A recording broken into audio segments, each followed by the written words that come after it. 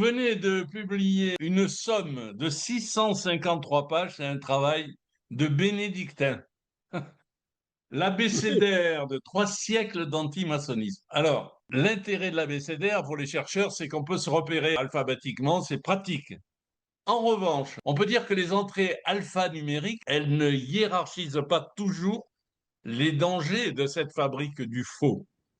Et donc, j'aimerais que vous me mettiez un peu en perspective dans la liste des auteurs cités, quels sont parmi ces auteurs cités, pour vous, les plus déterminants et pourquoi? Est-ce que Taxil est plus important que Baruel? Est-ce que Maurras est plus important que... Voilà.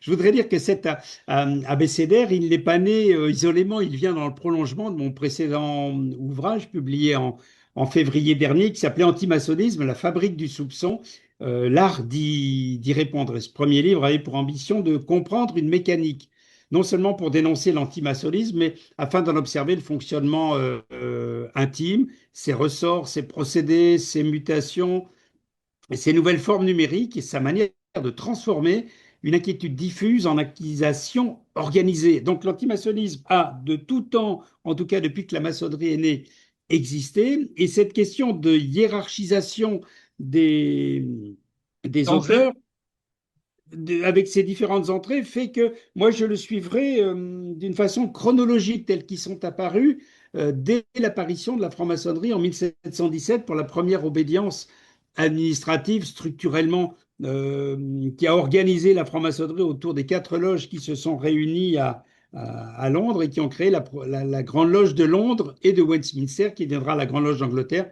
puis la Grande Loge unie d'Angleterre en 1813.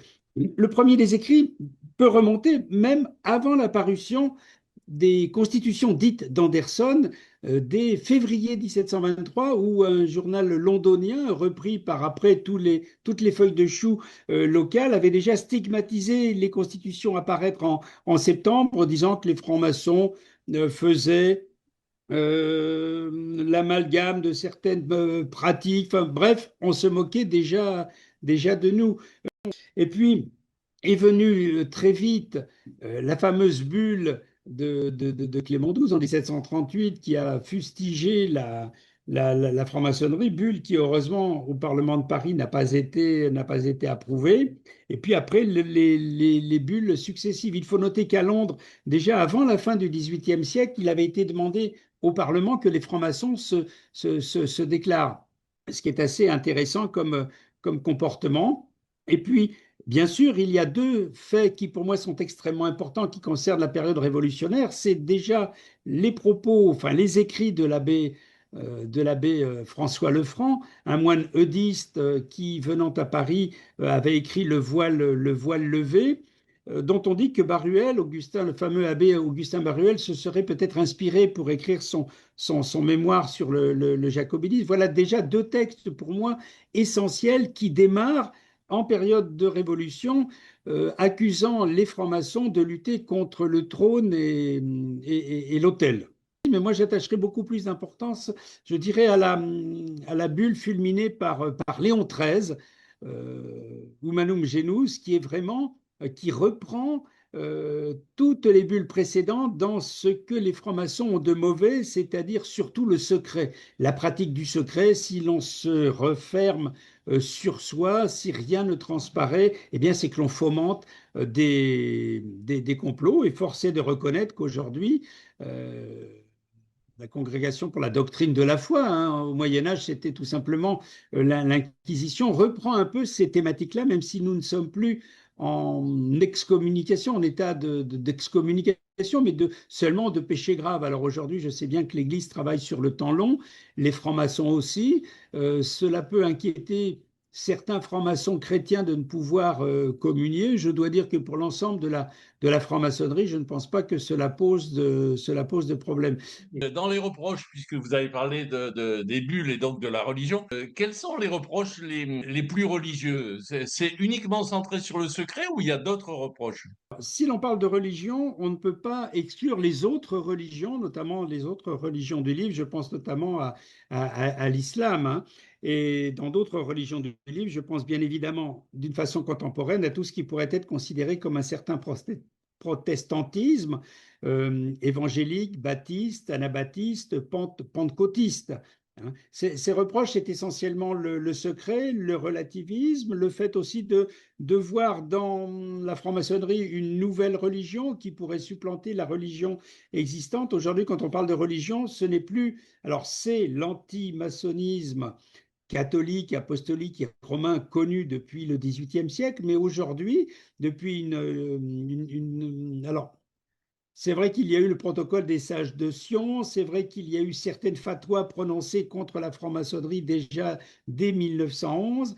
Récemment, il y a une quarantaine d'années, les fameuses fatwas euh, contre la franc-maçonnerie, la charte du Hamas, pour parler d'un point de vue politique et non plus seulement religieux, qui voue aux gémonies tout ce qui peut se rapprocher du sionisme, et notamment les sociétés qui pourraient comploter, comme la franc-maçonnerie, le Lions Club et le Rotary. C'est dire que c'est un spectre assez large.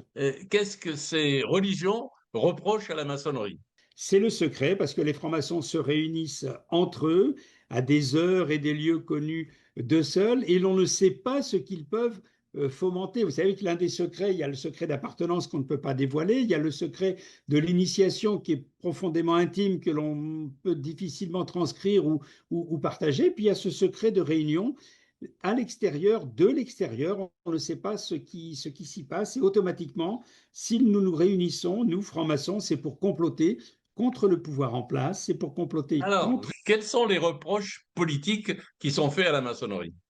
Cela pourrait être déjà de vouloir gouverner le monde. On pense que les francs-maçons pourraient gouverner le monde. Il y a bien sûr des grands fantasmes hein, liés à cela. Ce ne sont pas des choses qui sont nées d'elles-mêmes. On parle des Illuminati, du Baphomet, du satanisme, des pactes sataniques, d'un grand architecte de l'univers qui est mal compris. Peut-être l'avons-nous mal expliqué, mais en tout cas, il est mal interprété, que nous détournons des symboles presque millénaires. Et puis, il y a des haines politiques liées à des extrémismes bien connus, l'Action française, les prises de position des francs-maçons durant l'affaire Dreyfus, et puis des hommes politiques bien connus, Drummond, Maurras, l'époque où l'antimaçonnisme était la règle dans tous les États dictatoriaux. Aujourd'hui, c'est aussi la règle dans certains pays islamiques, voire dans certains pays communistes. Gardons à l'esprit que, par exemple, à Cuba, la franc-maçonnerie dite régulière et de tradition a toujours été acceptée tout simplement parce que Fidel Castro reconnaissait en Martí, le fondateur de Cuba, un franc-maçon. Voilà une raison qui fait que les francs-maçons en pays communistes ont été épargnés. Aujourd'hui, la politique et ces pays à vocation islamique lutte contre la franc-maçonnerie. J'évoquais tout à l'heure le protocole des sages de Sion, qui est un faux de 1903. Eh bien, il est encore distribué à la sortie des mosquées à l'heure actuelle en pays islamique. Hein. Alors, ma question suivante, c'est une question un peu plus générale et un peu plus sociétale. Toutes les sociétés, surtout quand elles sont en crise, se jettent sur le bouc émissaire. Le concept de bouc émissaire subsiste et il persiste depuis 3 siècles pour la maçonnerie, mais d'une manière générale depuis 2000 ans. D'après vous, quelles en sont les causes sociales ou psychologiques? Pour moi, je pense que les causes sociales, c'est d'abord la naissance d'une crise. Il y a toujours, quand on veut trouver comment un phénomène initial. On pense que quand il y a une crise, il y a automatiquement quelqu'un qui a fomenté quelque chose. La société ne parvient plus à penser par ses propres contradictions, ses défaites, ses injustices, ses renoncements. Elle essaye de trouver un coupable. Tout. Et la franc-maçonnerie a occupé cette place de bouc émissaire. On l'a très bien vu. Si j'en veux pour preuve le film, par exemple, Forces occultes, hein, que tout le monde, je pense, connaît, qui est encore disponible gratuitement sur le site de l'Institut national de l'audiovisuel, eh bien, on peut se rendre compte que la maçonnerie a tout fomenté. La Seconde Guerre mondiale a voulu régenter le monde. Les complotistes s'en sont bien évidemment emparés. Je vous parlais des Illuminati, qui était une société à la fin du XVIIIe siècle qui n'a pas vécu plus de 10 ans et qui se voulait non pas un contre-pouvoir par rapport à l'Église de Rome, mais une certaine égalité entre hommes et femmes et une vision assez idéalisée, utopique peut-être. Aujourd'hui, Aujourd'hui, les Illuminati, c'est synonyme de complotisme, tout simplement. Donc, un pouvoir qui détiendrait, qui organiserait un nouvel ordre mondial. Donc, la franc-maçonnerie comme bouc émissaire, c'est effectivement relativement simple, hein. C'est accuser les gens, bien souvent sans preuve. Il y a cette violence d'une non-vérité parce qu'on ne peut pas la prouver. Cela fait partie des bruits. Avant, il y avait la rumeur.